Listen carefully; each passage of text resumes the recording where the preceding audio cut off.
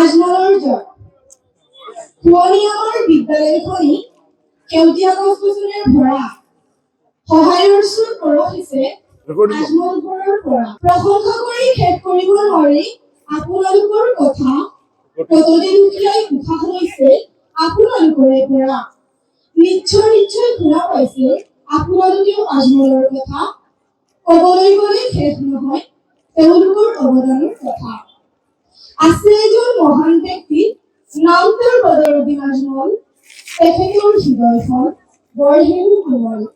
আন এজন মহান ব্যক্তি বদৰুদ্দিন আজমলৰ ভাতৃ